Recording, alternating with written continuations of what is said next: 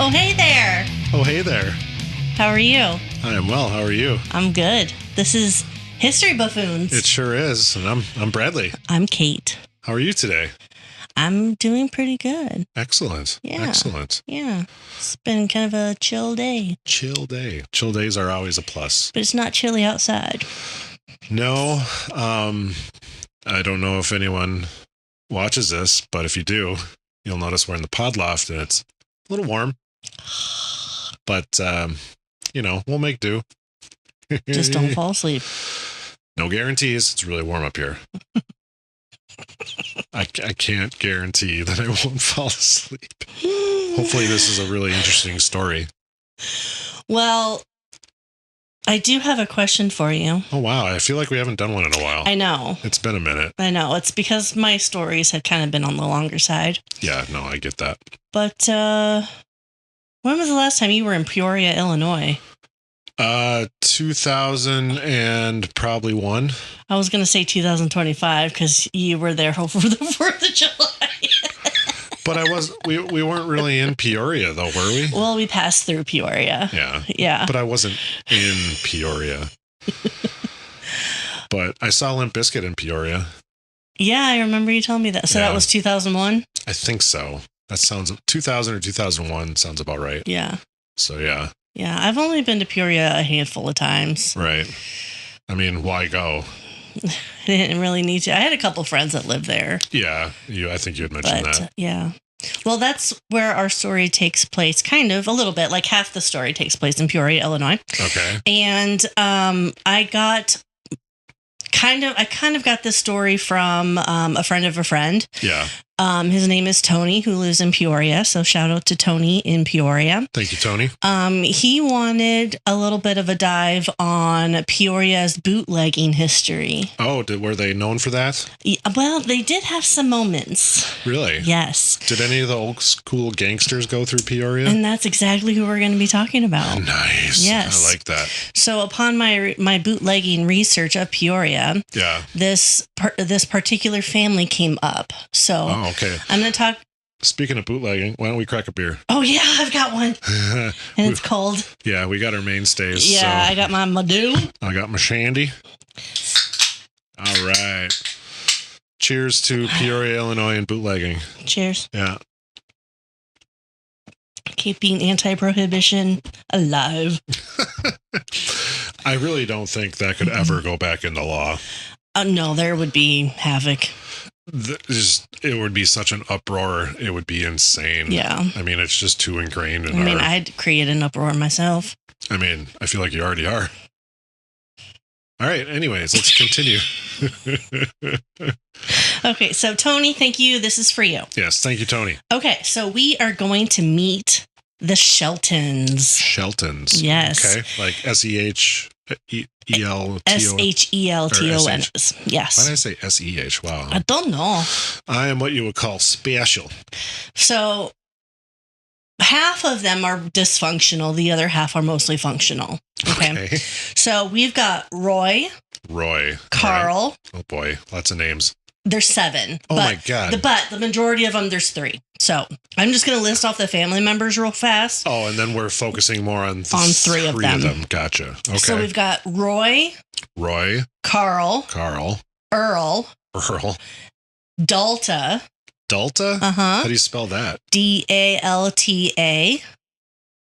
Dalta. Oh, Dalta. That's a unique name. Yes, it was for one of the brothers. Yes. Okay. And then we have Bernie. All right. Lula.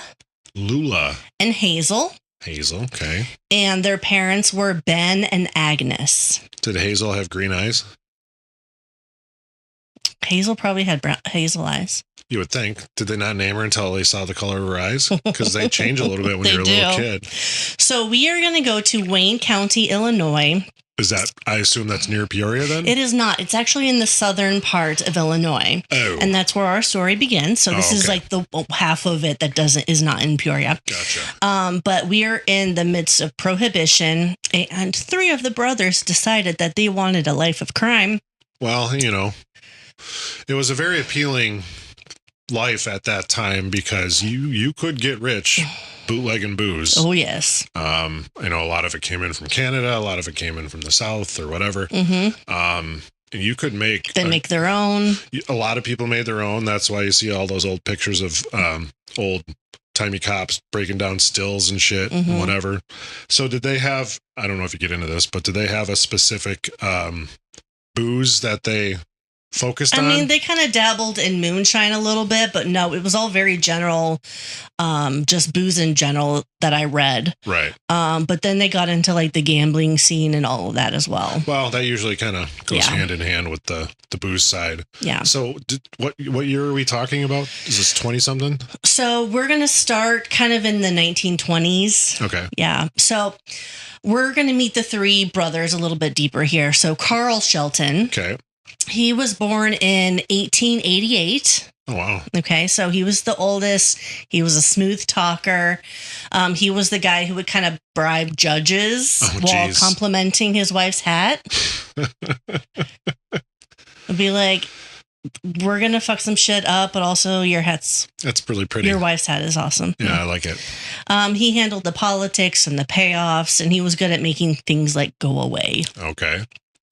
He was I wrote down the gang's front office. The gang's front office. Nice. He's the office manager. Oh, then we have Earl Shelton. Okay. He was born in 1890. Like 1990. The middle brother, he was also the brains behind the booze logistics. Okay. He kept the illegal liquor flowing. And after Prohibition, he pivoted to the gambling rackets. Gotcha. And then we have Bernie Shelton, was born in 1898. Youngest one, okay. And he was also the angriest. Oh, no. He was most likely to punch you in the face for breathing wrong. Sounds like my ex-wife. That's another story for another time. He was the muscle, the guy that you really didn't want to piss off. Was he I don't know if you came across this. Was he a big dude? He was. He was, yep, yeah. He so was. kind of a brute, if you will. Yep, exactly. Okay. So the other brothers and sisters, Roy, Dalta, and Hazel and Lula, and the parents were not associated with the other brothers' dealings. They were just the family, but didn't have anything to do with it. Yeah. Gotcha. But they were very much a family unit. Right. They just stayed out of the illegal stuff. So they knew what was going on. They just didn't have a hand in it. Correct. Gotcha. Okay. So as soon as Prohibition hit in the 1920s, the Sheltons were like, booze is illegal, but not for us. Did you come across anything that they did prior to getting into? They were mostly farmers. Were they? Okay. Yeah. I was just curious family. if they had a profession prior to. No, mostly farming. Okay. Yeah. Well, I mean, that's a profession. Yeah. But. 100%. Yeah. Thanks to our farmers. So they started with moonshine and they shipped that all over what was called Little Egypt. And that's like the southern tip of Illinois. They called it Little Egypt. Why do they call it that? That wasn't part of my research. I didn't expect that so soon. Is it because it's an upside down pyramid? That's right. That's right. That is 100% why they called it that. Or I'm just trying to get you to move on. They were also kind of all over the eastern St. Louis and all the way up to Peoria. They were all over the middle to southern parts of Illinois. Okay. So. Oh, yep. Burp. Their operation had kind of exploded with their popularity. So, sorry to interrupt. They were making their own moonshine at this time. Yes. Okay. I just wanted to clarify that because I guess for some reason I questioned it in my brain. So, yeah. Okay. They were making their own stuff, but they were also moving other people's stuff. Liquor. Yeah. Gotcha. Okay. So they developed lots of roadhouses, private stills, and they actually created a pretty large criminal network. Oh. 50 plus. Wow. Yeah. That's pretty good for those times. Yeah. So they also had this guy in their gang called Charlie Birger. Okay. And for a while, they got along really well. And then he decided that Not so much. one of the brothers potentially slept with his girlfriend, and then shit was on. Did they say which brother? Carl, the oldest. But the oldest, okay. Yeah, I couldn't find anything that was actually definitive, just a rumor. Well, and yeah, who knows if it was really true. Yeah, and Birger might have just wanted to create his own empire and just get out of the shadow of the Sheltons. And that's possible, and maybe cause a little disarray in their operation to try and help himself. So I could see that being a thing. So there were territory disputes. Both sides wanted control over like the most profitable counties and roadhouses. Right. And Birger just wasn't into being their sidekick or in their shadows, like I said. Sure. So makes sense. They went from like business bros to like shoot on sight, like to mortal foes. Yes, exactly. Yeah. Get this. Both gangs built private armies. What? How do you build a private army? They had gunfights in the streets. Jesus. They made homemade armored cars. Wow. And they had planes dropped from airplanes onto the other's territory. They had what dropped on? Bombs. Did I say that? Okay. They had bombs dropped from airplanes. Because, I mean, planes dropped from airplanes. I'm like, how big was the initial airplane to drop another plane? That's pretty impressive. Bombs. I mean, they were really rolling in the dough. Bombs were, like, they had such influence that they got bombs to be dropped from airplanes. You know, and it's funny because, like, planes weren't really around for very long by this point. We were in World War II era just before. We're already into World War II era? We're in like the 20s, late 20s, early 30s. World War II is like 10 years later for us. Yeah, I suppose. I'm just saying, well, the first flight wasn't that 1904? 4 came to mind, and then I'm like 6, 7. Why do I always forget that? Anyways, so they literally like jerry-rigged bombs coming from planes. Crazy. What were the bombs made out of? Like, that wasn't part of my research. I didn't ask that question for that answer, but I'm glad you answered it properly. I'm just curious, is like, what would they have put in those in the 20s to make like a bomb? Because it's not like they had, traditional bombs. And all the cops were like, yeah, we don't see anything. Of course they don't. Let me drink my that's because free liquor. Right, because Carl was the oldest. No, Carl was the oldest one. Yeah, because he was paying them off. Mm-hmm. So they didn't see shit. Mm-hmm. Must have been a bird, man. I don't know. So casualties climbed into the dozens. Oh dear. During this time. Okay. And it was basically like a cheap version of Chicago at this point. Wow. Yeah. So enter the Ku Klux Klan. Oh dear. I know. That's really wild. So the KKK decided to be the region's morality police. Morality police? Yeah. They hated booze. They hated gambling. They hated Catholics. They hated bootleggers. They hated jazz and probably breakfast. We don't know. I like breakfast. I like jazz too. So they would raid roadhouses, beat up bootleggers, and even attacked a hospital where gangsters were recovering from their wounds. Doesn't it seem just really odd that the KKK would be like anti-booze? I mean, to me, it just it's like an oxymoron. Yeah, really. Oxymoron, exactly. Because it's like they're out to like literally eliminate a race if they can, or religion, or whatever, all the other stuff they hated. Yeah. Quote unquote. Yeah. So you'd think like people that despicable would be like, yeah, I like booze. I'm all for it. But they were against it. That just seems fucking just wrong. Yeah. But, okay. And of course, like the KKK and the gangs, they kind of mix like oil and water. Not very well. Right. And both turned into armies that fought each other again. Jesus. And law enforcement was just like, I don't see anything. Let me drink my free liquor. And it was like, this is water. It's really moonshine. It's just clear.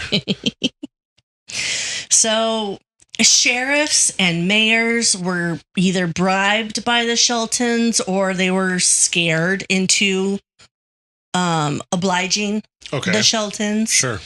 They were routinely bought off. Of course. One local quote, he said, quote, "We'd arrest them, but they gave us a really nice Christmas bonus."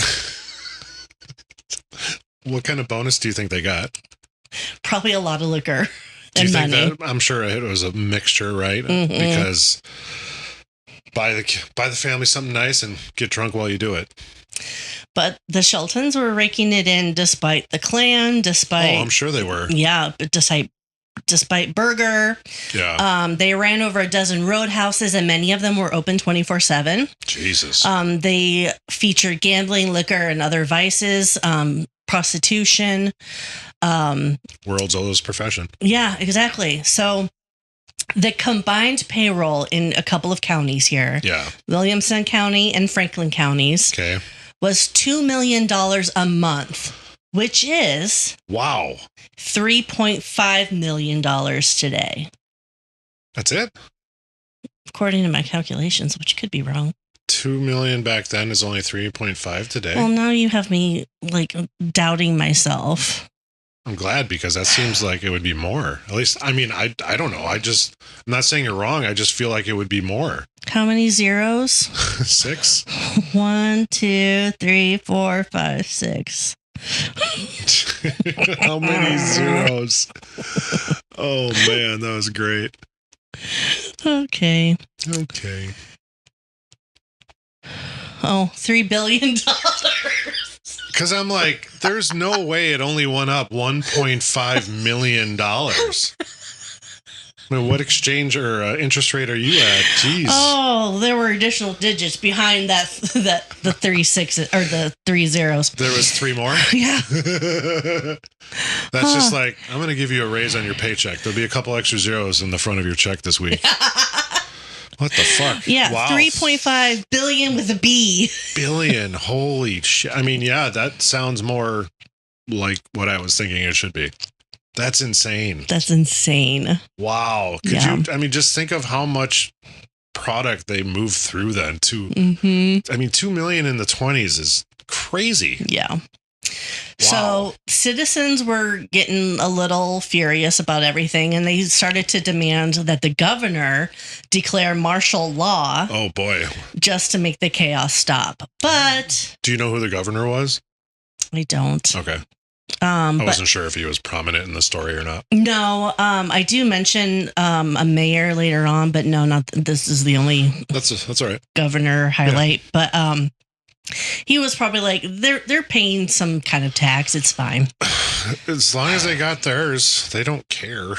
That's the problem, especially back then. I mean, it's a lot different today, obviously, and the shenanigans happen today, of course. But at the same time, back then, if you give a little extra envelope to this guy, they like you said, look the other way. Like the police did. So that's wild. So the feud between Birger and the Shelton brothers made Southern Illinois pretty bloody. Right. And Birger actually got himself arrested. Oh dear. And convicted and publicly hanged. Oh wow, really? In 1928. So they were still... Go ahead, sorry. He ordered a hit on the mayor, who happened to be on Team Shelton. Well, yeah, I mean, that you picked the wrong guy. So clearly that hit didn't go through. Nope. Or fail, or whatever, I guess. I mean, wow, I guess... I wonder when the last hanging in the States was. It was. I have this information. Oh my God, you got something? It was in 1928, and it was a guy named Charlie Birger. That was the last hanging? That was hanging? the last hanging in Illinois. Wow. That's wild. I guess I can't believe they still did it in 1928, I guess. But because you said it was a public hanging? Isn't that crazy? It's like, son, get your popcorn. We're going to see the hanging. I had an answer. That was a part of your research. It was a part of my research. Well done. Well done. Okay, so In 1925, before he was convicted and all that, Birger actually ratted out the Sheltons. There was some kind of like federal mail robbery case, and Birger like threw the Sheltons under the bus. They didn't do it. No, but he was trying to eliminate his competition. Exactly. So they were all arrested and put into jail. For how long? They had 25-year sentences each. Carl, Ernie, and Bernie. Wow. Yes. And that's when Birger kind of rose a little bit more to power and then got himself hanged. But the boys were released in 1930, just 5 years in. Oh, so they were in prison for 5 years? Mm-hmm. Wow. Why did they get released so early? I'm sure they bought people off. I don't know. I'm asking a lot of doozies today. But you are. But when they got out, Prohibition was starting to lose some steam. Yeah, because when did Prohibition actually end? It was like 1933. That's what came to mind. I can't remember exactly, but okay. Yeah. For some reason, 33 popped in my head. Whether that's right or not, it was around there. Yeah. So they were on the tail end of Prohibition by the time they got out. Okay. Yeah. So in the 1930s, Peoria was Illinois' second largest city. Behind Chicago? Yeah. Really? Yeah. Not sure what happened. What's the second biggest now? I don't know. Jesus, why are you asking me such a random question, Leon? Well, because I'm curious because we drove through Peoria. Yeah. And it's definitely... It would have to be a suburb. I mean, you would think, right? Yeah. Of Chicago. A suburb of Chicago, I would imagine. I mean, I don't know. Because what's the capital of Illinois? It's not Chicago, right? Springfield. Springfield, that's it. Thank you. Yeah. Rockford's not very big either. It's not. And then I'm out of Aurora. I only know that because of Wayne's World. But she's typing furiously to try and figure this out. Schaumburg is the second largest, that is a. Is it really? That is a. Yeah, I've been suburb. there. I've been there many a time before they built an IKEA up here. Sarah and I would take random trips to get some cheap furniture and then go to Portillo's for some Italian beef. Okay, so two different sites say two different things. Okay. So this site that I'm on now, IllinoisDemographics.com, says Schaumburg is number 13. That is quite a difference. So Aurora is the second.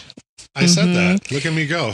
And then Rockford is number 5. Is it really? Yes. I would not have guessed that. Springfield is number 7. Peoria number 8. Where does South Beloit fall on that list? Oh, poor dear little South Beloit. I'm pretty sure you're going to be way at the bottom. I'm guessing you're not wrong. And why South Beloit? Do I ask that? Yeah. Why? Yeah. Why are you asking that? Because Beloit's in Wisconsin and South Beloit's in Illinois. And Beloit is the armpit of Wisconsin. 267 people. No. 1,000. No, on the list. Oh, on the list. 267 on the list. Fair enough. Okay, moving on. Yeah, sorry. We got sidetracked by population. But at the time, Peoria was the second largest. I would have never guessed that. And Same. I know that's, 100 years ago or but whatever. You know why? Why? Because one, there's a river going through there. A river runs through it? Uh-huh. That's a movie. Okay. Yep. And then there's also 2 major military bases there. Oh, really? I wrote them down. I couldn't pronounce them, so I deleted it. Why? You know how much I like hearing you fumble words? Okay, so they have like a don't ask, don't tell policy in Peoria. Kind of like the military for a while there. Exactly. So the Great Depression, which was also happening around this time. Yeah, that was a big part of all of this. That was also winding down. Mm-hmm. Economy was rising a little bit. Folks are ready to drink, gamble, and forget Prohibition even happened. Go to war. And Peoria earned the nickname Wide Open City. Wide Open City. Taverns ran 24/7. Crazy. Slot machines. Oh. Politicians that didn't see anything.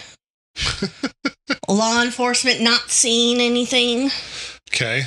Basically. No one saw anything. No one saw nothing. I didn't see nothing. Don't ask, don't say. Don't ask, don't tell. That too. See something, don't say something. If you see something, don't say something. Moving on. That might be the title of this episode. We'll see if we have any other gems that pop up. If you see something, don't say something. See something, don't say something. Wow. Okay. Good Lord. Okay. Anywho, yes. So, Move along. yes, absolutely moving along. Okay. So, Peoria actually had a big kind of organized crime history already. Did it really? Yeah. Okay. And Peoria's longtime mayor, Yeah. Edward N. Woodruff, ran the town. Is this the one that was potentially going to be assassinated? Nope, that was in That's a Southern different- Illinois. Oh, I'm sorry. I'm And sorry. that was a governor. Yeah. That's okay. We're talking about a lot of people here. Yeah, we are. Yeah. So, the mayor of this town, Woodruff, he basically called Peoria Liberal. Peoria Liberal. That's like the philosophy that they accepted. Okay. Vice is inevitable, so let's monetize it. I mean, it sounds like good business sense, I guess. Everything's allowed, just keep it tidy and neat. And on the hush hush. And then it will be profitable. And if you see something, don't say something. Exactly. So slot machines are basically like big piggy banks out there. Yeah. The city charged $20 a month per machine as a license. Okay. $20 a month today. Do you want to try to guess? 4,000. Not even that close. Unless I got my zeros wrong again. 4 million. $20 a month is about $400. Oh, okay. Well, I mean, I had the 4. Per machine. I had the 4 right. Per machine per Right. month. I mean, and I'm sure That's it's not a like lot. it's not like they had one machine. They probably had tens of hundreds or Which whatever. could be up in the 4 billion or millions. We don't know. So Let's get off the numbers. gambling houses paid monthly fees as well. Mhm. And as long as no one made a mess for the newspapers, officials were actually pretty chill about everything. Okay. Of course, violence was pretty bad for business. Well, usually it is, even today. But they would have like backroom pokers and bourbon and bribes, and everything else was fine. Right. So by the late 1930s, Peoria was living their best liberal life. Okay. They had 200 plus taverns. They had gambling dens in really swanky lounges, as well as like the really off the cuff, bad, crusty places. Hole in the wall. Exactly. Sometimes those are pretty amazing, though. You and I are both rather akin to holes in the wall. Holes in the wall, dive bars, all that stuff, especially when it has the vibe. That's why I like one of our favorite places to go is Brown Bear. It has like that kind of feel, but it's not that type of bar. It's so good. But it's got that kind of feel, like overall aesthetically looking and all that. That's why I think we like that place so much. Yeah. But no, we like to find kind of off the beaten path bars when hey, let's go get a beer. All right. And we have our staples that we like. Obviously like Rick's and Whitewater and Brown Bear, like I said, or whatever, but we like those random, this looks like a hole, let's go check it out kind of thing. Right. We've been into a few and we've actually gotten pretty disappointed because like what is this place? Hey, do you have a Modelo? No. Do you have anything dark? A Liney's? No. Do you have a dark? No. Do you have any pale ales? No. It's like we Bud Light, Miller Light, Busch Light. That's what we got. But that's the problem with a lot of those bars. It has regulars. Yeah, and that's especially what they drink. because they're in, that tight-knit area. That's what they drink. That's what they carry. They're not going to have a boatload of craft beers or whatever. Yeah. Which, I understand, but at the same time, sucks. Okay, so with Prohibition kind of falling out, and the southern part of Illinois, kind of like their whole empire, the Sheltons empire, were kind of crumbling as well because they've been in prison. Was that Little Egypt? What was that called again? Yes, Little Egypt. Is that what it was called? Did I get that right? Mm-hmm. Oh, shit. Yeah. So Shelton brothers were actually invited unofficially up to Peoria. And I'll tell you how. By who? So, The mayor? so Peoria's gambling elite, like the ones who are always gambling, spending the high dollars, they had one big fear. And that was Chicago and Al Capone in Chicago. Yeah, because he was quite a big deal. It was a big deal. Yeah. And Peoria's local kingpin, Clyde Garrison, was a little intimidated by it. Okay. He proclaimed himself to be the gambling king of Peoria. He liked being in charge of the dice and the cards and anything shady in between. Sure. And someone tried to kidnap him in 1930. Oh. He was with his wife. Oh, dear. And the rival mobsters tried to abduct him, ended up firing a shot. I think it hit his leg, and another bullet went straight into his wife's head. Oh, God. And killed his wife. Yeah, I'd say it did. So after that, he's like, I need some backup. Wow.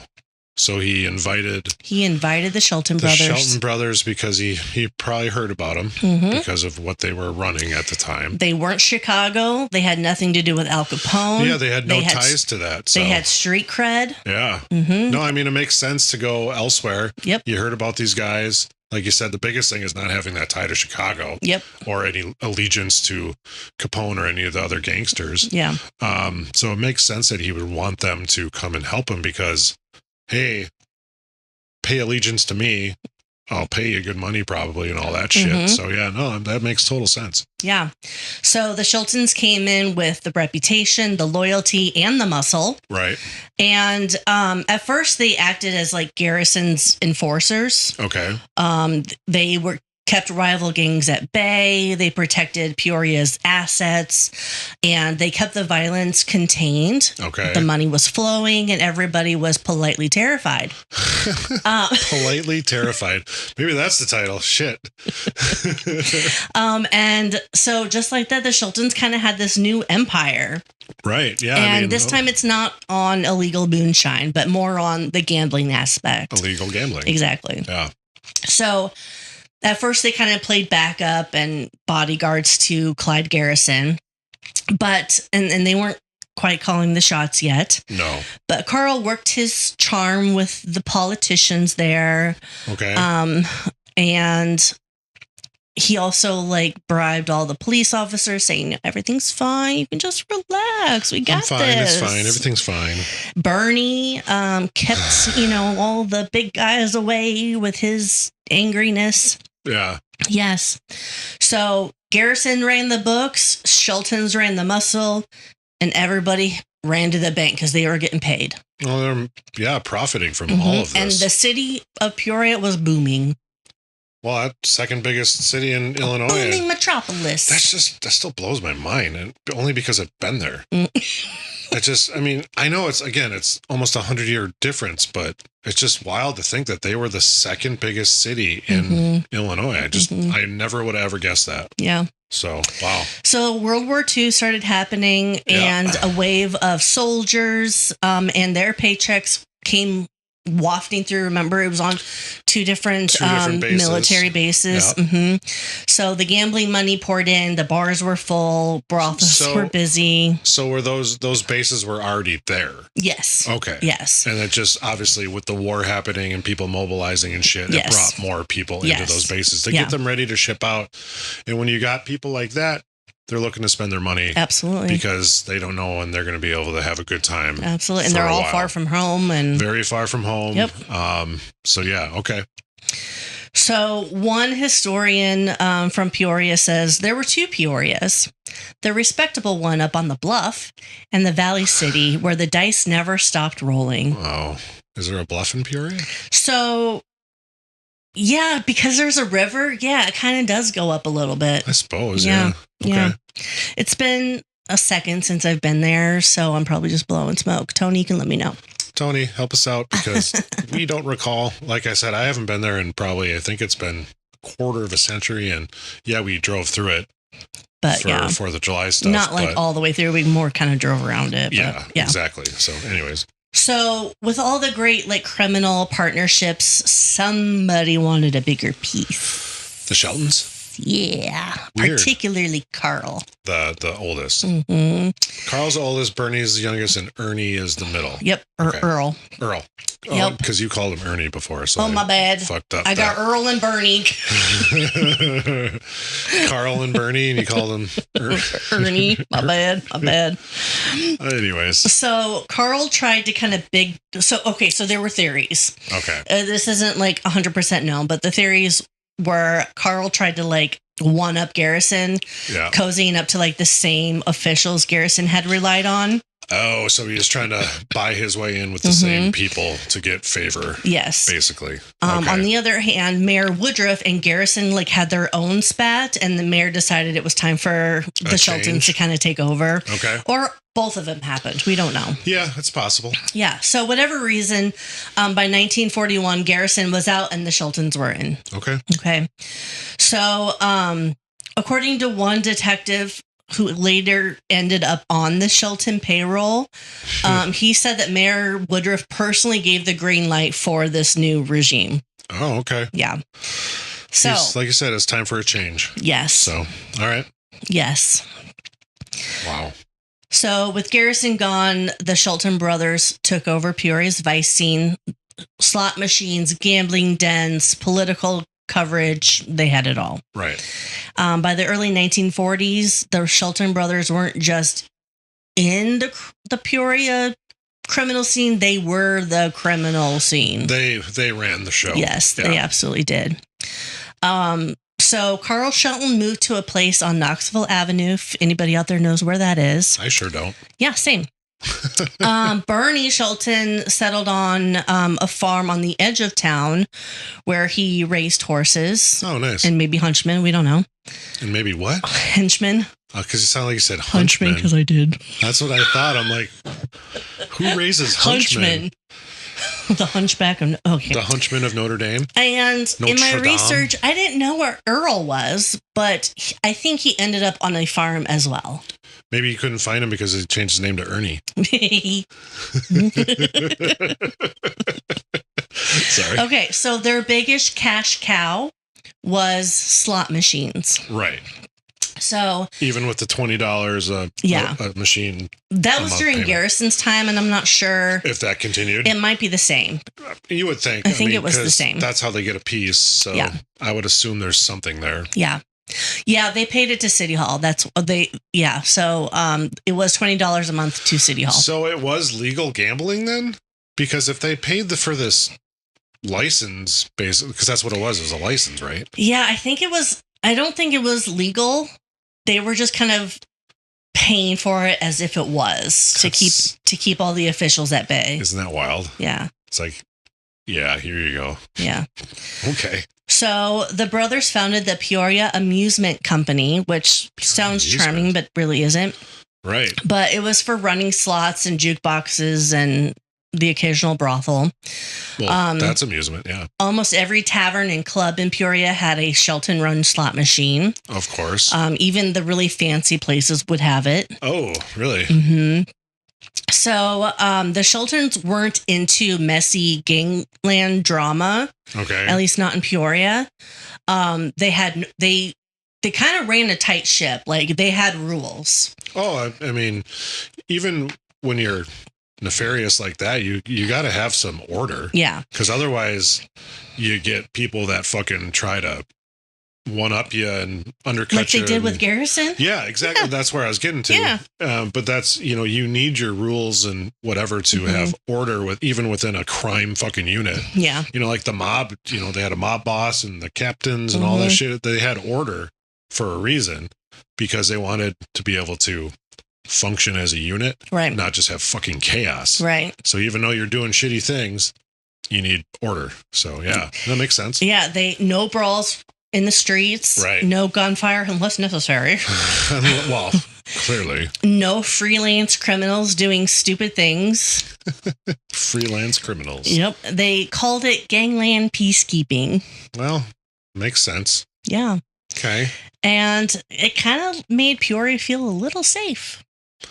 I'm sure it did. Yeah. Yeah, because, even though there's shit going down, they kept it orderly. Mm-hmm. So, okay. One historian said as long as the Sheltons were running things, you weren't getting robbed at random. Wow. Yeah. Unless you owned like a competing slot machine company or something. Well, of course. Were the Sheltons, these three Sheltons, were they married or anything? Did they have families of their own that you came across? Oh, golly. I think some of them were. Surprisingly, I know more about the other brothers, the ones that weren't in the gang, that they did marry. Oh, okay. And I don't remember about these three. And they're still, the rest of the family is still south, right? Yes. Okay. Yes. I don't remember if I read that. That's all right. Yeah. I was just curious because, like, obviously, they were pretty prominent in this city, and you would just think that there'd be something if there was. Yeah, but I don't know. I don't remember reading that. Right. So, so remember the wide open city concept of Peoria. Yep. It was basically crime, but organized. Right. Right. So it was organized crime? Yeah. That's the one. That is the one. Okay. So remember the other brother, Dalta. Yes. The weird name Dalta. Yes. He had two sons. Oh, there we go. That's how I know. Okay. That's how I knew he had a family, because he had two sons. So did the sons become part of the gang? They did in a way, yes. In a way, okay. So little Earl. Mm-hmm. Not little Ernie? Nope. Little Earl was born in 1919, and little Carl was born in 1924. So Dalton named him after his brothers? Yes. Wow. And yes. Were they officially called Little? I'm kidding. Their real names were Earl and Carl, but to separate themselves, it was Big Earl and Little Earl. Well, clearly. Big Earl and Little Carl. I can't imagine their name on the birth certificate. No. Was Little, middle name Earl, Shelton. So as teenagers in the 1940s, they began helping their cousins, or their uncles, their uncles. Born in 1919, in the 40s, he would already be 21. Okay, math expert. I'm sorry. But they were essentially learning the family business, quote unquote family business, from the ground up. I'm sure they were learning it prior to being 21. Yeah. So I'm sure they had contact with their uncles and were learning what the fuck they were doing. Yeah. Because why else would they want to join the family business, if you will? But I mean, their father wasn't in it. He was a farmer, but they would do errands and act as like junior muscle when needed, and sometimes like be the chauffeurs. But historians think that they were kind of raising these two kids as being like their successors. Okay. But World War II came. Sure did. And little Earl and little Carl went off to serve in the military. Were they drafted? Do you think? I don't know. I wonder. Or did they offer up their services? I don't know. Because a lot of people joined. Yeah. To help the effort. The Great War and everything. Yeah. But a lot of people were drafted too. Yeah. Because they needed bodies to put out there in front of the bullets. Mm-hmm. So they survived the war and they came back. Okay. I'm sorry that I keep asking questions that you might not have an answer to. Do you have any idea where they went in the war? Okay. No. I was just curious. No. So the Shelton brothers tried to actually pass as respectable citizens. The older ones? Yeah. Okay. So especially Carl, he was kind of the PR guy. Remember, the front desk person. Sure was. So Carl rubbed elbows with Peoria's elite, Rotary Club meetings, and tried to kind of act as a pillar in the community. And he didn't want to be seen as like a mob boss. He wanted to be seen as more of a philanthropist. He wanted to put on a good face and have a good public persona, basically. So, and they kind of had deep roots in the city hall, like with informants and bribing the police and politicians. Right. And for a while it worked. The Sheltons managed to keep a stable system of corruption and order, whatever. Whichever one you want to look at. And the money kept coming in. They lived like kings, whatever. Sure. But peace plus gangsters really don't equal much success. No, there's always a time where the bottom drops out. Exactly. So the Sheltons ended up getting a little bit more territory than they could defend. Oh, so they're spreading themselves too thin, kind of So deal? former enemies were starting to kind of come in. And encroach on their territory? And then they were getting a little bit more attention in Chicago and St. Louis. Well, I mean, how far... Do you know how far St. Louis is from Peoria? It's not terribly far. Maybe 3 hours. Is that about right? Oh, that sounds roughly Yeah. right. It's been a while since I even went from Decatur, which is where I lived for a while, to St. Louis. It's been a while, so yeah. But I imagine because St. Louis is a pretty big city. But also East St. Louis was a part of their original territory when they lived in the South. Is East St. Louis in Illinois? I think so. Is it? I think it is like actually a town in Illinois. Okay. Yeah. Just like South Beloit, and Beloit is in Wisconsin. Exactly. Because I've only driven through St. Louis once. Or Kansas City, which is in Missouri. But there's also a Kansas City in Kansas, but yet the Kansas City Chiefs play in Missouri. Yeah, it's weird. It's so weird. Okay, so World War II ended, soldiers were coming home. Yeah. And crime bosses up north were like, hey, remember Peoria? There's a ton of shit happening over there right now. Let's go. Let's get our fingers in the pie. Exactly. Yeah. So, according to an Evening Post report in 1945, Okay. the Chicago Syndicate apparently slapped a $10,000 bounty on Carl, Earl, and Bernie. $10,000 for all three? So $3,333.33 each? I don't know if it was all three together or separate. Yeah. Okay. I'm just curious because, But $10,000 today would be $178,000. That's a lot of money to go put a bounty on somebody. But they're like, take them out and get Peoria for ourselves. Who was running Chicago at this time? Was it still Capone? It's still Capone, but I'm sure he had goons to do all the bidding for him. I know that. I didn't know.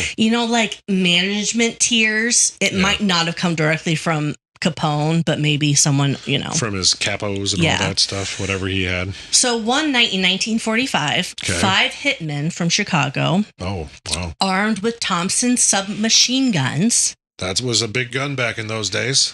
Strolled into one of Bernie's Peoria gambling clubs. Okay. Carl and Bernie were inside, possibly playing poker. We're not sure. Probably playing some gambling. Yeah. The plan was to shoot, collect bounty, and disappear back to Chicago. How do they collect the bounty there? Isn't the bounty paid from the people who sent them? Okay, so I wrote it down wrong. They were probably going to rob the place. But I'm not sure if Carl saw them coming because he made a quick phone call. Oh. And got all of his gunmen to show up. Oh. And scared away the would-be assassins. Oh, really? Yeah. There was no shootout. That's impressive. Yeah. So it was really strange. These 5 guys show up. They see, oh shit, they got some muscle here. Yeah. Let's abandon this. Okay. Yep. Wow. It could have been a massive massacre. Well, yeah, because those 5 guys from Chicago would have went in and they had their 2 people they're literally gunning for and whatever, but collateral damage at that point, they didn't give a fuck. As long as they got those 2 people, like I said, probably rob the place then because money's around. Yeah. And then hightail it back to Chicago. Yeah. That would have been a huge massacre, not just the 2 people. It's not like they got some sniper taking these 2 guys out. They would have just shot fucking everybody. Yeah. They didn't care. Oh, a sniper does come into play eventually. Oh, wow. So just as the Sheltons were pushing the hitmen from Chicago away. Yeah. Someone from inside the crime family. Okay. Frank Buster Wortman. Buster Wortman? A guy who used to work for us, but now wants to be us kind of a guy. Okay. He was once a Shelton enforcer. Oh. But Morton had moved shop to the St. Louis area. Okay. And while Carl and Bernie were busy doing slot machining in Peoria, Wortman quietly took over their grounds in southern Illinois. Oh. By the late 1940s, Wortman had tons of cash, ambitions, and no interest in splitting his territory with the Sheltons. Investigators later pegged Wortman as the mastermind, but he actually put out assassination hits on Carl and Bernie. Okay. Okay. Is this where the sniper comes in? Soon. Oh, okay. Yeah. So while Wortman plotted in the shadows... Yes, it's a good place to plot. Peoria voters decided they were kind of done being like the Sin City of Illinois. That's so probably why they're not number 2 anymore.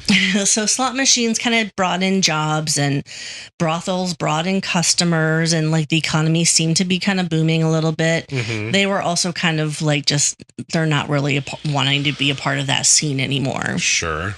So by 1945, reformers and church groups and other killjoys were kind of asking for change. So the city's reputation was kind of spiraling. It was shifting. Yes. Yeah. So Carl Treble, who is the opposite candidate of Woodruff, the Mayor Woodruff, okay. Right? He was running against him. He was the opposing candidate. He was an opposing candidate with a Bible. With a Bible? Mm-hmm. He campaigned to clean up Peoria. I always run with a Bible. And he won. Wow. So shortly after taking office, Mayor Tribble met with Carl Shelton. Okay.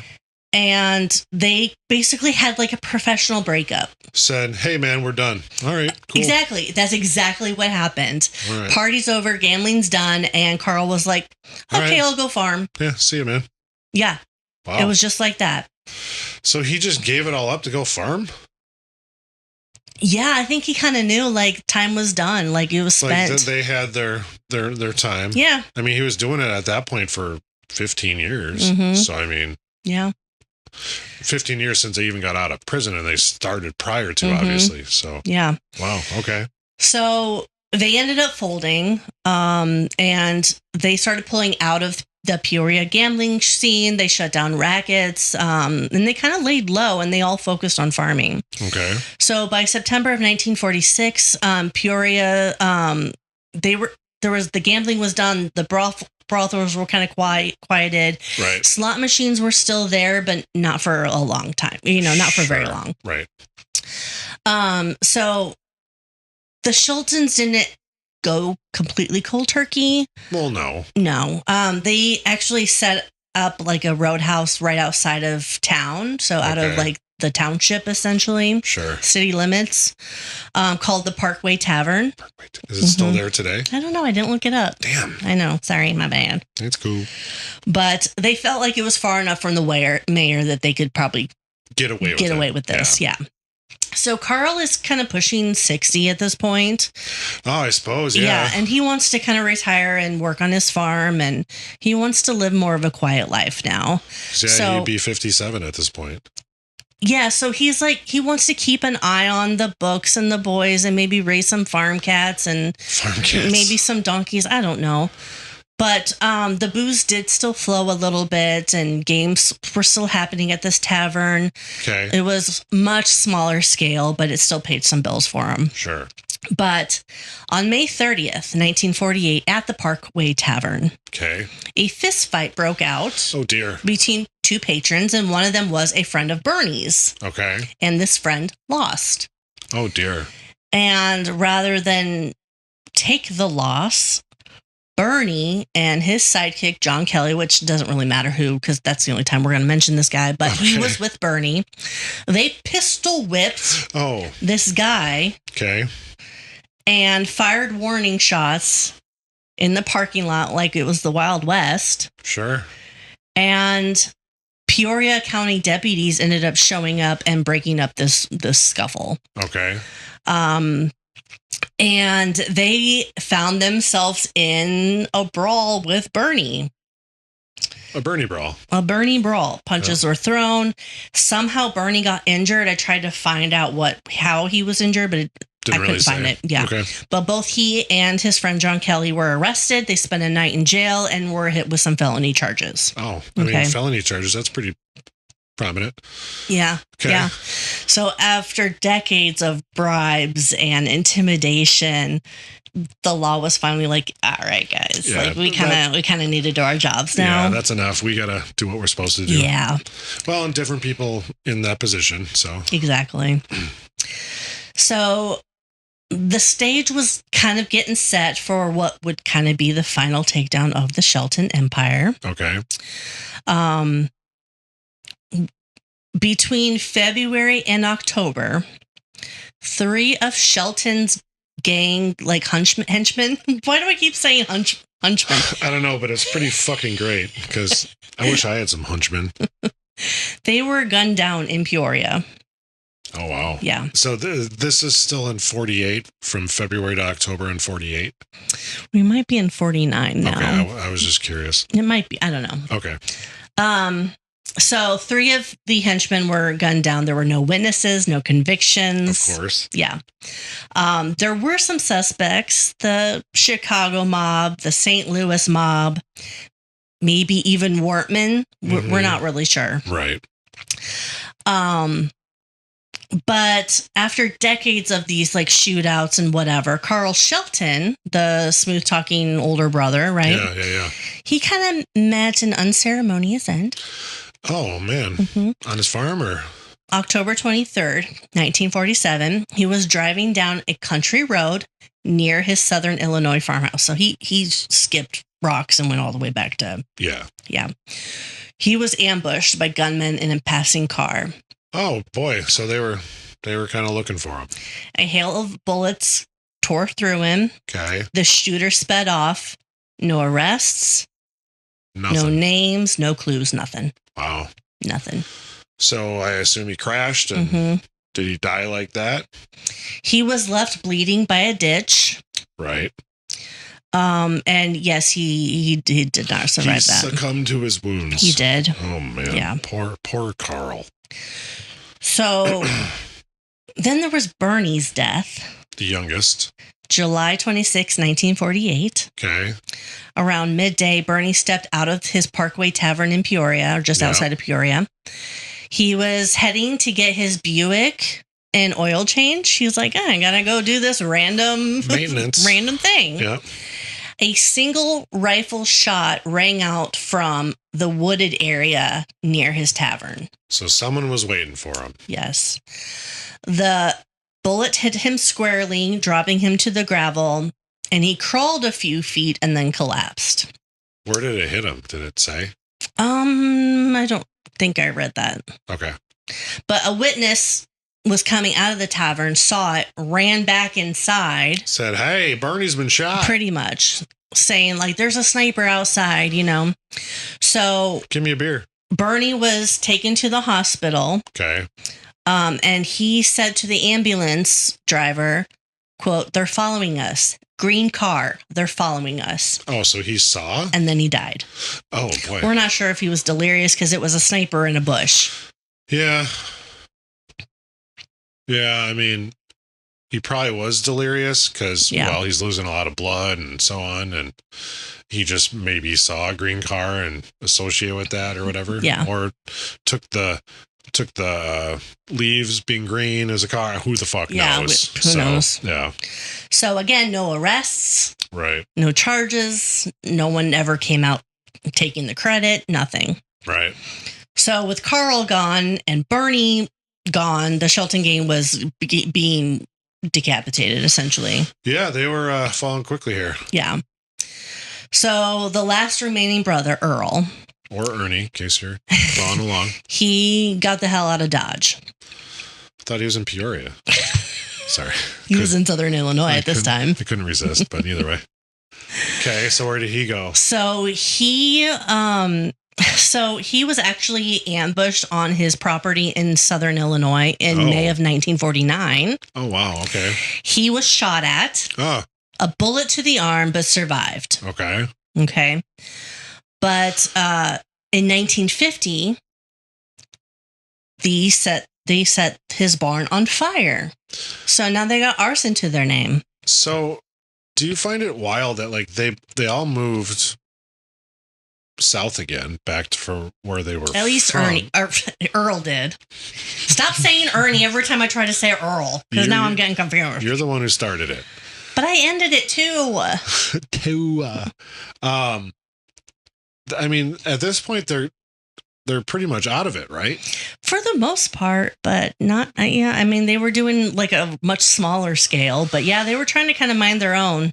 Yeah, and that's why it's wild that they're still being sought after to be killed. You know, literally 2 years later. Yeah, to gun them down. That's just okay. Yeah.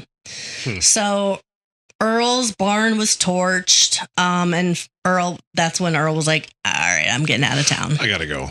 So he packed up his remaining family, his sisters and his mother. Oh, okay. And they moved to Florida. Well, I mean, I would imagine they still had some wealth from their bootlegging and gambling days. Yeah. So, okay. So remember that they had another brother named Roy? Yes. Who was not part of the gang? Not at all. Yeah. So he actually had a wife, I think, at least a wife, if not kids too. But on June 7th, 1950, Roy was shot to death in an ambush while he was working on a tractor in his field. Did they mistake him for? Not sure. For not sure Earl? if it was just like, nope, you're associated with the Sheltons, so we're gonna. That seems like a dick move, man. Yeah. He never was even a part of it. So it's an unknown assailant hid and fired on Roy as he tended his farm, basically killing him in cold blood. And the killing made headlines all the way to Australia. Really? Mm-hmm. Oh, wow. And one newspaper noted that Roy was the third of 5 brothers in the Shelton family to be murdered since 1947.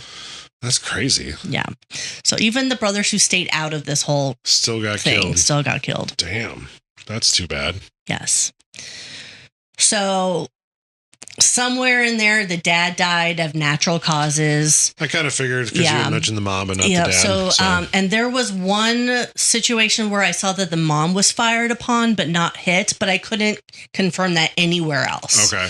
So I don't know how true that is. What kind of dicks do that, man? Yeah. So after seeing their uncles' fates, little Earl and little Carl also moved to Florida, and they became law-abiding citizens. Oh, there you go. In 1970, somehow the sister Lula was shot and wounded in Jacksonville. What? And she survived. Had no correlation to this, though? Well, I don't know if it had correlation or if someone from the mob came down and found her. I don't know. It's fucking weird. 20 years later. It's fucking weird. And she had nothing to do with it. Mm-mm. Why would you go and shoot her? Yeah. That's fucking wild. So little Earl moved to Florida in 1951, and he's worked as a truck driver. He lived until he was 79. Wow. Died in 1998. Okay. Little Carl settled also into a quiet civilian life, and he lived until 2009. Oh, wow. Earl, Big Earl, died in 1986 at the age of 96. Wow. He was never assassinated, never convicted for anything. That's crazy that he got to be that old and his brothers got, killed. He was a retired gangster. Probably one of the few gangsters that could retire. That make it that far? So, who fucking killed the Sheltons? We don't know. Well, how would you? Because no one took ownership of it. They just were eliminated because they were a threat in other people's eyes. And they said, go take care of this problem I got. Yep. I know a guy. So justice never came. It's suspected that it could be Buster Wortman, who was kind of taking over the southern Illinois area, possibly Chicago, possibly other people in St. Louis, maybe a combination. Not really sure, but sure. But yeah, so I think that's it. Okay. The killers were never caught. And, the network of Sheltons ended up being taken down, and everybody freaking moved to Florida, and we're like, let's just get a tan and stay out of shit. Well, except for the sister who got randomly shot at. Yeah, but she survived. It's fine. Oh, you're cool. You're good. You survived. You're all right. Rub some dirt on it. So that is the Shelton brother gang of Peoria / Southern Illinois. Yes. Wow. Never heard of that. Yeah. That's crazy. Tony, you'll have to let me know if you've heard of that gang or not. What's the name of the bar again? The Parkway Tavern. Yeah, Tony, if you do listen to this episode, please let me know, or Kate know, or email us or something, that if it's still in operation to this day. My guess is no, but I'd be curious to see. So I would assume not. I would think not. But I don't know. Nope.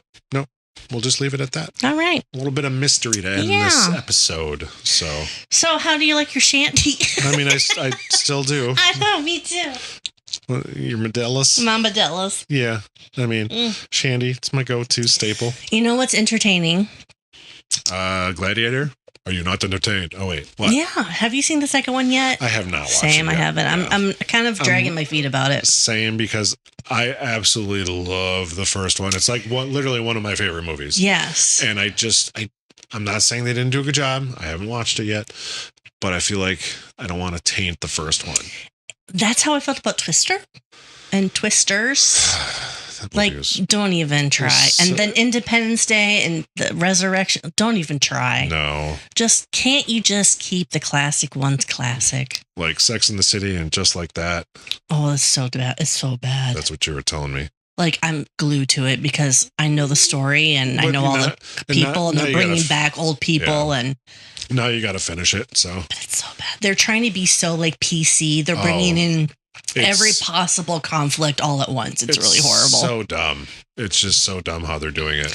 I mean, they talk about gender. They talk about teen sex. They talk about pronouns. But it's all in like one episode. I know. And like, it's just like, we're not saying anything is wrong with that, but they're trying so hard. You don't need to write a story focused on that. You can still have a good story, include these people into this story, but you don't have to make that the main focus of the story. Yeah, it's just, I don't know. They just tried really, really, really hard to, quote, be up with the times. Check all the boxes. Yeah. It's just very strange. That's the problem with a lot of story writing is, I know it's a product of the times, obviously, that you're in, so I totally understand that, but it's like, just write a good story. Yeah. But anyways.